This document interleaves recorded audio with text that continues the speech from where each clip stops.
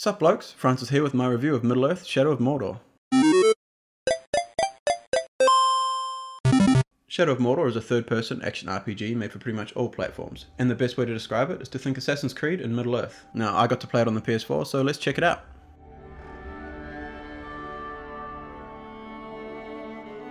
Now, this game is set between the events of The Hobbit and The Lord of the Rings, and follows Talion, a Gondorian captain who is stationed atop the Black Gate. The gate gets ambushed by orcs, and his wife and son both get murdered in front of him. They then approach Talion and attempt to strike him down, but he gets imbued by a wraith, keeping him in a place between both life and death. The two then hack, slash, and torture their way through Mordor, trying to find the black Númenórean captains responsible for his family's death. Along the way, you come across some familiar characters, and some new ones which will quickly become new favourites from Middle-earth. Now, I personally am a super fan of everything Lord of the Rings, and I knew before I even started this game that I was going to love the story. And I wasn't disappointed one little bit. It's a great way to bridge that gap between The Hobbit and The Lord of the Rings, and the creators have been very careful about integrating their own elements with the story that already existed in Tolkien's world. They have created a really cinematic game, and the story is what truly drives it. The cutscenes and characters are all incredibly well made and developed, and you really play to get to those next cutscenes and see what happens next. So based off this, I have no issue with giving this game a complete 10 out of 10 for story. I just loved it. They're also planning a ton of campaign DLC for this game, which I'm really looking forward to. Now, on to the gameplay.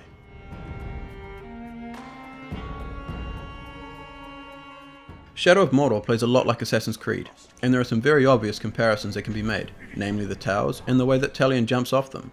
The combat and movement style is also very reminiscent of AC, and allows the player to really hone in and develop their skills over the course of the game, eventually getting to a point where you actually feel comfortable taking on 30 enemies at once, or clearing out a fortress without raising any alarm.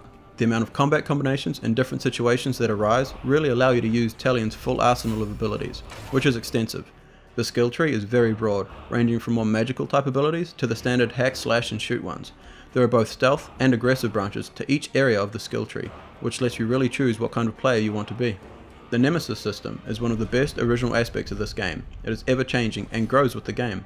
As you defeat certain enemies, others move to fill their place, and if they defeat you, they remember you, and become even more difficult next time you go to face them. You really develop a personal grudge against these guys, which was a new experience for me in a game. There are a ton of quests in this game, both story and side related. You can rush through the main quests if you want, but doing the side quests can really help you build your character much faster. You could almost max your character out without doing the main story quests at all if you wanted to.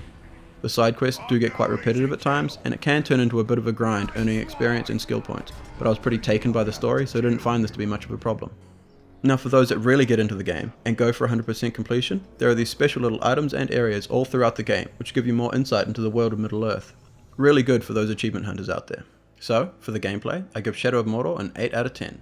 It does drag and get repetitive in some parts, and there are some definite similarities to AC, but it still offers a ton of awesome gameplay which flows really well, and you can really feel yourself getting better and take on some ridiculous odds.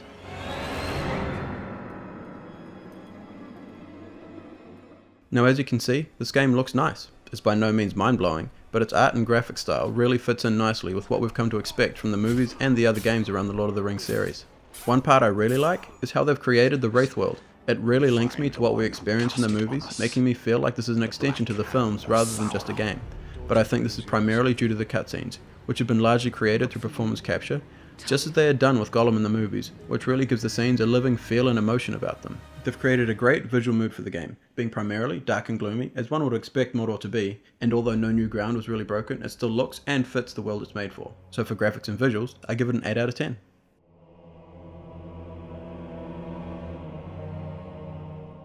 Now, we've come to expect amazing sound and music from anything Lord of the Rings, and the Shadow of Mordor does not disappoint. It keeps up that very high standard set by the films, and builds onto it. The score throughout the game really helps with the mood and feel, and they've written and created battle chants for every major war chief you encounter, which helps to further bring this fictional world to life.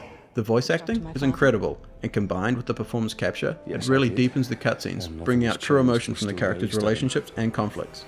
The battle sounds and music have created a very familiar atmosphere, really making the game as a whole fit perfectly in with the Lord of the Rings. So for sound and music, I have no issue with giving this game 10 out of 10.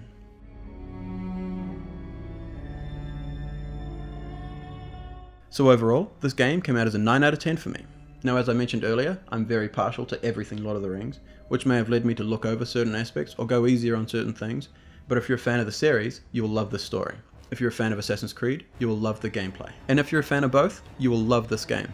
Now I hope you enjoyed my review of Shadow of Mordor. Please leave a rating and leave a comment telling me what you thought of the game or my review. Also subscribe to stay on top of everything we do here at NZ Blokes. Thanks for watching.